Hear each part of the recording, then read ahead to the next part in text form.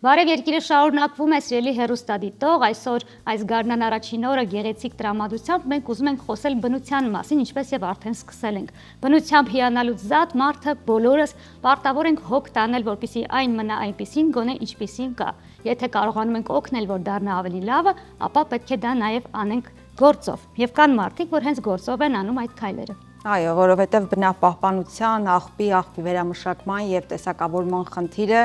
առհասարակ խնդիր է ամբողջ աշխարհում, Հայաստանը եւս բացառություն չէ, բայց այո, մեր շուրջը կան մարդիկ, այս պահին մեր կողքին, որոնք երկար տարիներ է արդեն այդ հարցով են զբաղվում, ներկայացնեմ սիրով մեր հյուրերին, ISSD հասարակական կազմակերպության համահիմնադիր նախագահ Մխիթար Ավետիսյան, բարի լույս, եւ ISSD հասարակական կազմակերպության համահիմնադիր Իրինա Մկրտչյան, ձեզ էլ բարի լույս։ Բարի լույս։ Բարի գալուստ մեր տաղավար։ Ինչպես է սկսվել ձեր գարնան առաջին օրը։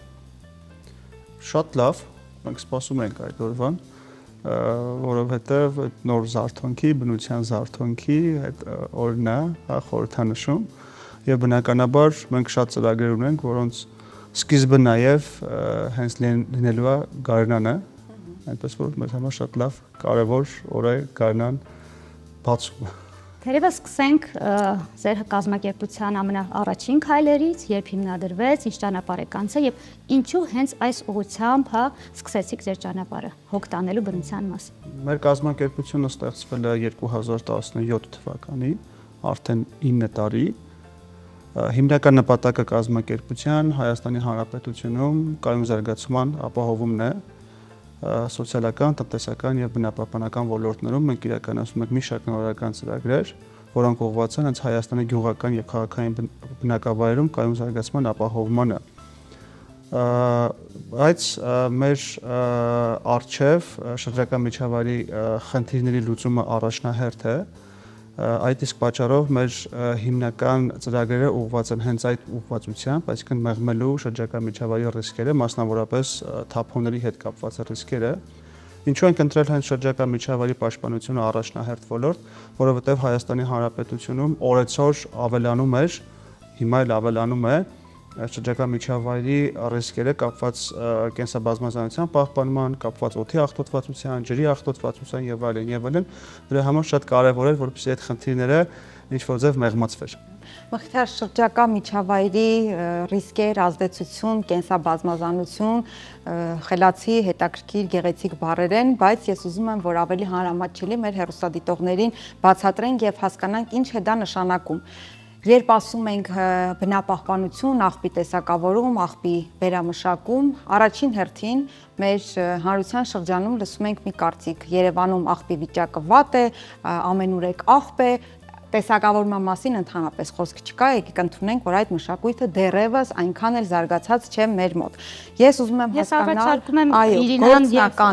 մի քանի օրինակով ասեք, թե ինչեր եք արել, գանք հատկապես ինչ վերաբերում է աղբի տեսակավորմանը եւ վերամշակմանը, ինչ քայլեր են արվում այս ուղղությամբ։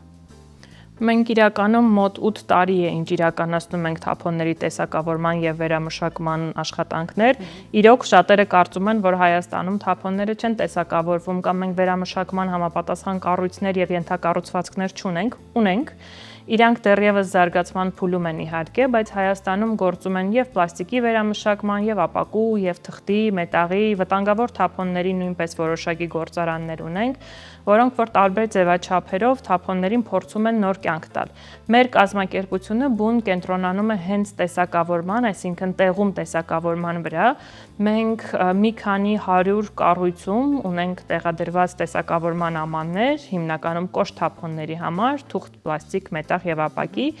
եւ մարդիկ կարողանում են թե բնակարաններում, թե իրենց աշխատանքի վայրերում տեսակավորել նշված թափոնները, որից հետո արդեն մեր կազմակերպությունը հավաքագրում է բոլոր թափոնները, կրկնակի տեսակավորում է, որովհետեւ օրինակ պլաստիկի դեպքում անհրաժեշտություն կա նաև տեսակավորել առանձին պլաստիկի տեսակները, որից հետո այն արդեն ուղարկվում է վերամշակման։ Մենք ունենք եւ Երևանում, եւ մարզերում որոշակի ենթակառուցվածքներ եւ ոչ իհարկե ամբողջ երկրի մակարդակով, բայց ունենք բավականին ակտիվ առաջընթաց, դանդաղ, բայց առաջընթացը ունենք։ Իրինա, իսկ ասեք, քանի որ նշեցիք ոչ ամբողջ Հայաստանով, ընդհանրապես մարդկանց իրազեկման խնդիր էլ կա, չնայած որոշակիորեն արվում է պատկան մարմինների կողմից, ձեր կողմից էլ, կասեք իրազեկման ինչ ծրագրեր ունեք, ոնց կարող են տեղեկանալ, ինչպես կարող են, եթե ուզում են որոշակիորեն միանալ եւ դառնալ այս ամենի մասնիկը գուցե։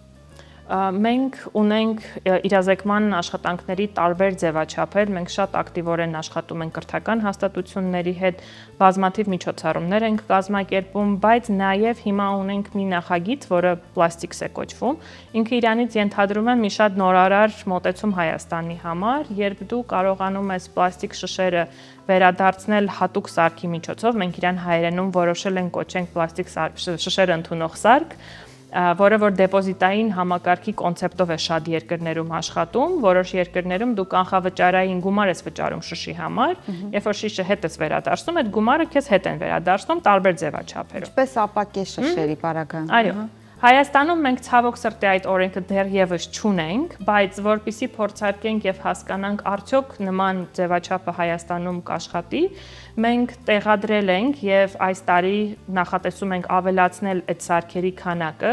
եւ իր հետ ունենք նաեւ բջջային հավելված, որտեղ մարդիկ ամեն անգամ, երբ որ իրանք շիշը համապատասխան տարայում կամ համապատասխան սարքում տեղադրում են, իրանք կուտակում են միավորներ եւ միավորները կարողանում են փոխանակել զեղչերի, նվերների, որոնք որ մեր գործընկեր կազմակերպությունները, ովքեր նույնպես բնության մասին շատ հոգ են տանում, իրանք արդեն առաջարկում են տարբեր մոտիվացիոն մեխանիզմներ, որպեսզի մարդիկ ել ավելի շահագրգռված լինեն թափոնների տեսակավորման։ Արդեն գործում է համակարգը, փաստացի կարող են հանդիպել։ Մենք նաև պլաստիկսին անվանում ենք նաև թվային տեսակավորման գործիք, որտեղ դուք պլաստիկս հավելվածով կարողանում եք տեսակավորել շշերի կապաճի QR կոդը եւ ինչպես Իրինա նշել, ստանալ միավորներ։ Մենք իրան անվանում ենք թվային տեսակավորում, մի քիչ ինքը ավելի ապագայի հետ կապված ծրագիր է, բայց ես ուզում եմ հետ գնամ ձեր հարցին կապված իրազեկմանը, այս 8 տարիների ընթացքում ամենամեծ խնդիրը, որ մենք բախվել ենք, այդ հենց մշակութային կամ վարքագծային խնդիրն է, դա խոսքը նրա մասն է, շատ դեպքերում մենք ասում ենք, ոնց որ մենք հայ ենք, այս մեր համար չի ինչ որ նոր բան որ գալիս է, չէ՞, հիմնականում մասնավորապես թափոնների հետ կապված կամ ինչի պետք է մենք տեսակավորենք, չգիտեմ, այս կամ այն մարմինը թող գա տանի, մեր շահավորն է որ պետք է տեսակավորենք եւ այլն, այսինքն ունենք վարքագծային լուրջ խնդիր, այսինքն մարդիկ սպասում են որ դու իրենց ինչ-որ մի բան տաս, որպեսզի տեսակավորեն թափոնները։ Ես այդտեղ ուզում եմ կարևորել մի բան, որ դուք շատ նշեցիք աղբի տեսակավորում, աղբը շատ է Հայաստանում եւ այլն եւ այլն։ Այս ուզում եմ որ մեր հաջորդ հանդիպման ընթացքում աղբ թափոն մեր բառապաշարում ընդհանրապես չլինի։ Երբ որ մենք աղբ կամ թափոն մեր բառապաշարում չունենանք, այլ ունենանք ռեսուրս, այսինքն այն ամեն ինչը որ մենք հիմա տեսնում ենք թափոն իրենց անվանենք ռեսուրս, վստահաբար ասում եմ որ այդ խնդիրները շատ կարճ ժամանակահատվածում կլուծեն։ Եվ դրա հետ կապված մենք իրականացնում ենք շատ դասընթացներ տարբեր կառույցներում, պետական մարմիններում, մասնավոր հատվածում, IT հատվածում եւ դպրոցներում ու մանկապարտեզներում մենք ունենք մի շարք ծրագրեր, որոնք հենց ուղղված են կոնկրետ իրազեկվածության մակարդակի բարձրացմանը, կոնկրետ էկոկրթության մակարդակի բարձրացմանը, բարելավմանը եւ զարգացմանը մեր դպրոցներում եւ մանկապարտեզներում։ Էկոկրթությունից խոսեցինք, հենց սկզբից, երբ որ բացումը անում ենք, ես նշեցի բնության եւ բնության մասին հոգատավության մասին եւ դա միայն աղբի մասին չէ։ Այսինքն աղբից զատ ունեք ծրագրեր հենց կանաչապատման, ինչպես հասկացա կանաչ գոտիների առկայության մասին։ Այս մասին փոքր կպատմեք։ Մենք ունենք մի ծրագիր, որը կոչվում է էկոդպրոցներ, այն իրականացնում ենք այս փուլում 50-ից ավել դպրոցներում, Երևան, Արմավիր, Գեղարքունիք, հուսով ենք, որ շուտով նաև այլ մարզերում կկարողանանք ծրագիրը իրականացնել, ինքը կենտրոնանում է 12 տարբեր թեմաների վրա, թափոն, ջուր, էներգիա, կենսաբազմազանություն, սնունդ, այսինքն դպրոցները կարող են ավելի մեծ ընտրանոց որոշում կայացնել, թե որ թեմայով են իրանք ցանկանում աշխատել եւ ինքը 7 քայլից բաղկացած ծրագիր է, այսինքն ամեն դպրոցում ստեղծվում է իր էկոհանձնաժողովը, ձևավորվում է գործողությունների պլան, իրականացվում է տարբեր իրենց ընտրված թեմաներով աուդիտ, հասկանալու համար ինչ խնդիրներ կան ու այդ խնդիրները ոնց կարող են իրանք լուծել։ Քանի որ ինքը շատ աշակերտակենտրոն ծրագիր է, մենք հիմնականում թիրախավորում ենք աշակերտներին, որպեսզի իրենք ունենան իրենց ներդրումը դպրոցի եւ համայնքի զարգացման գործընթացում։ Եվ այս ծրագրի շրջանակներում մենք բազմաթիվ աշխատանքներ ենք իրականացրել, որոշ դպրոցներում օրինակ արևային օլիվային պանելներ ենք տեղադրել, որպեսզի իրանք անցում կատարեն էներգոարդյունավետ ավելի լուծումների։ Դպրոցներ ունենք, որ նախագծային աշխատանքների միջոցով իրենց նախագծերը հաղթել են եւ ունենք դպրոց, որտեղ ջերմատուն է կառուցվում, փոքր ջերմատուն իհարկե, ունենք դպրոց, որտեղ աշխատում են վտանգավոր թափոնների հետ։ Եվ դպրոցները այսպիսով ավելի գործնական եւ պրակտիկ գիտելիքներ են ստանում, որպեսզի կարողանան ապահովեն բնության պահպանությունը եւ վաղ տարիքում եւ հետո, երբ որ իրանք արդեն կդառնան որոշում կայացնողներ եւ մեր օրենքները կմշակեն եւ այլն, հույս ունենք, որ այդ փուլում այն ինչ որ հիմա սովորել են, իրանք նույնպես կկարողանան կիրառել։ Եվ մխիթար հիշելով իհարկե պայմանավորվածությունը, որ հաջորդ հանդիպման այլևս աղբից եւ թափոնից չենք խոսելու, այսօրվա իմ վերջին հարցը այս թեմայով, ասացիք, որ եթե շահ չկա, երբեմն մարդիկ պետք է շահագրգռվել, որ չասեն շահ, ինչ շահ ունենք, որպեսզի թափոնը տեսակավորենք, բայց մի այսպիսի հարց, այստեղ այս պահին ոչ թե այնքան շահն է, որքան հասանելիությունը եւ հարմարավետությունը, եթե մենք ամեն քայլափոխի աղբաման տեսնում ենք, սովորական աղբաման մեծ ծանոթ կանաչ, ապա այդ տեսակավորման արկղերը չենք տեսնում ամեն քայլափոխի։ Ես ենթադրենք ուզում եմ տեսակավորել, չեմ ուզում աղբը նետել։ Ես չգիտեմ իրավասությունը ձեր շրջանակում է թե չէ, բացի պատկամարմիններից, բայց եթե որևէ առնչություն ունեք, այս հարցի շուրջ ինչ է կատարվում, կավելանան այդ արկղերը ապագայում, որպեսզի աղբ եւ թափոն բառերը հանենք մեր բառամթերքից։ Ես փորձեմ այդ հարցին պատասխանեմ, ոնց որ հարցը անմիջականորեն հետ կապված չէ, բայց իմ սուբյեկտիվ կարծիքը կապված հանրային վայրերում տեղադրված տեսակավորման ամանների կամ ընդհանրապես աղբամանների հետ կապված։ Իմ սուբյեկտիվ կարծիքով քաղաքում չպետք է լինեն ցանկացած տեսակի ամաններ, ոչ տեսակավորման, ոչ էլ ընդհանուր աղբի համար նախատեսված ամաններ։ Տեսեք, մեր հասարակության մեջ ենք, որը մի քիչ մեր երկրում չգիտեմ, որքանով է գործածել։ Մենք ինչ ենք անում։ Մենք գնում ենք խանութից, սուպերմարկետից գնումներ ենք իրականացնում։ Մենք համարում ենք, որ այդ գնած ապրանքը մերն է։ Երբ որ այն պահին մենք համարում ենք, որ այդ ապրանքը արժեք չունի, ասում ենք արեք տիրություն արեք իրան։ Քաղաքապետարան կլինի, պետական այլ մարմին կլինի, մեր պատասխանատվությունը հանձնում ենք մեկ այլ մարմնի, որպեսզի գա ինքը այդ ամեն ինչը վերցնի, կամ տանի աղբավայր, կամ տանի վերամշակման։ Դա ինչ անենք։ Շատ զարգացած, շատ երկրներում, զարգացած երկրներում, Ճապոնիայում եւ այլն, մարդիկ պետքա պատասխանատվություն կրեն իրենց առաջած թափոնների նկատմամբ։ Եվ այս շատ հետաքրքիր մոդել է, երբ որ մենք պատասխանատվություն կրենք մեր իսկ առաջացած թափոնի նկատմամբ, այլ ոչ թե մեր պատասխանատվությունը պատվիրակենք մեկ այլ մարմնի, մենք այս խնդիրներ չենք ունենա։ Ինչպես, խնդրում եմ դա ասեք։ Պետքա ամեն մեկը տեսակավորի թափոնները իրենց կառուցում, իրենց տանը, ու պետքա լինեն բնականաբար ենթակառուցվածքներ, որոնք պետքա սպասարկեն այդ ամեն ինչը, լոգիստիկ համակարգեր, վերամշակող կառույցներ եւ այլն։ Ու նաեւ պետքա լինեն սկզբից շատ լավ նշել, որ մենք չունենք լավ զարգացած օրենսդրական դաշտ, որը կարգավորի թափոնների կառավարման ոլորտը, ու նաեւ պետքա մեզ օրենսդրական բարեփոխումներ։ Եթե ընդհանուր մենք մի համակարգի կամ ընդհանուր մի սխեմայի մեջ նայենք, կարելի է բաժանել 3 մասի թափոնների կառավարման այդ ոլորտը, Առաջինը վարքագծային եւ մշակութային, որտեղ մենք պետք է անենք իրազեկման արշավներ, մարդկանց վարքագիծը փոխենք։ Երկրորդը դա ենթակառուցվածքային, որ պետք է մեզ գործարաններ, լոգիստիկ համակարգը եւ երրորդը օրենսդրական։ Եվ ես 3-ը պետք է իրար հետ աշխատեն։ Սրանցից մեկն ու մեկը եթե վատ աշխատեց, ամբողջ համակարգը չի աշխատելու։ Շատ գեղեցիկ համակարգը ներկայացրեցիք, ինչ խոսք, մենք էլ դեմ չենք։ Ինչ վերաբերում է տեղեկացնել մարդկանց, տեղի հասցնել ձեր խոսքը, այսօր կարծես մենք էլ ենք ձեր մասնիկը, որպեսզի մարդկանց ուղղորդենք ձեր հասարակական կազմակերպությանը հետևել եւ այդ ամենի մասնիկը դառնալ։ Բայց այդուամենայնիվ տեսնելով, առնչվելով այն վիճակը, որ մենք հիմա ունենք, երկուսից կարծիքն եք ուզեմ լսել։ Քանի տարուց հնարավոր կլինի ձեր ասած սխեմային գալ եւ արդյոք Հայաստանում դա երբևէ հնարավոր կլինի, թե կմնանք այդ փոքր կենտրոնների հետ, աշակերտների հետ, ուսանողների հետ, փոքր կառույցների հետ աշխատելու։ Իմ կարծիքով կարող ենք հասնել, դեռ շատ աշխատանք միանշանակ ունենք, բայց մենք փոքր երկիր ենք, այսինքն մեր մոտ որևէ փոփոխություն կատարել եւ ավելի արագ կատարել, կարծում եմ ավելի հեշտ է, քան թե մեծ երկրներում։ Իհարկե ինքը պահանջում է շատ լուրջ ֆինանսական ներդրում, շատ խորը մասնագիտական փորձառություն, համակարգային լուծում։ Ինքը ես անկեղծ ժամկետի տեսանկյունից չեմ կարող ասել ինչքան ժամանակում մենք դրան կհասնենք, բայց փաստացի մենք հիմա բավականին ակտիվորեն եւ օրենսդրական փոփոխություններ ենք տեսնում, որ Հայաստանում իրականանում են եւ լոգիստիկ եւ ենթակառուցվածքային շատ փոփոխություններ կան իրականում մի փոքր ձեր հարցին անդրադառնալով թե Երևան քաղաքում, թե մարզերում տեսակավորումը պիլոտային քայլ առ քայլ է գնում առաջ։ Այսինքն իրոք ավելի շատ ընդհանուր աղբի համար նախատեսված ամաններ են, քան թե տեսակավորման ամաններ, բայց քայլ առ քայլ գնում ենք դեպի այն, որ կարողանանք ունենալ ավելի կայուն, ավելի զարգացած երկիր։ Տարիներ առաջ, երբ Երևան քաղաքում դեռևս թափոնների տեսակավորումը քաղաքի մակարդակով չէր իրականացվում, մենք պիլոտավորել էինք մեկ թաղամասում, մեկ տարածքում, փորձարկել էինք, փորձարկման Որ թաղամասներ։ կենտրոնը։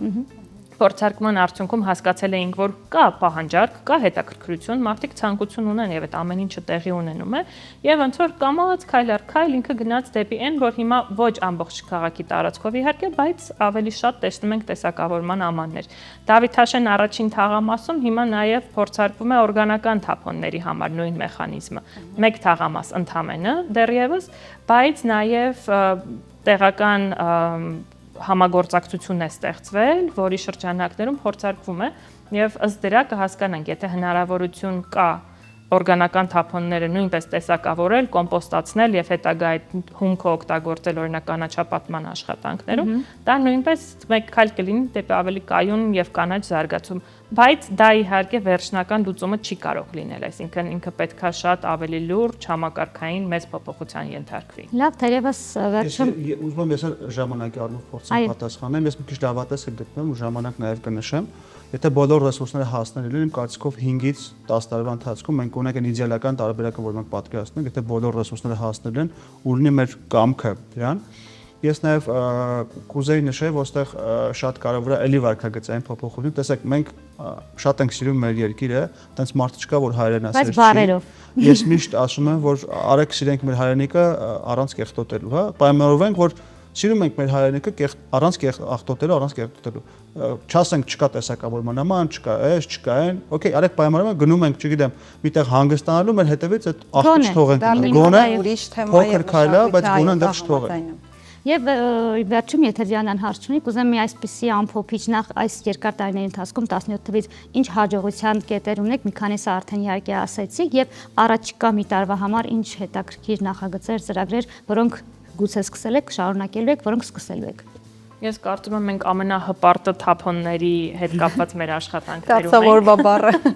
Բայց ռեսուրսների, լավ, բայց ամեն դեպքում մենք նաև մի քանի այլ ծրագրեր ունենք եւ վերջին գրեթե 2 տարին աշխատում ենք կայուն туриզմի զարգացման մասով եւ Հայաստանում սկսել ենք ներկայացնել արդեն Green Key հավաստագրումը, որը որ կայունության համաշխարհային ամենաուժեղ հավաստագրերից մեկն է, հյուրանոցներ, հոսթելներ, փոքր հյուրատներ, որոնք որ կարող են գնալ դեպի կանաչ լուծումներ։ Ինքը շատ բազմակոմպոնենտ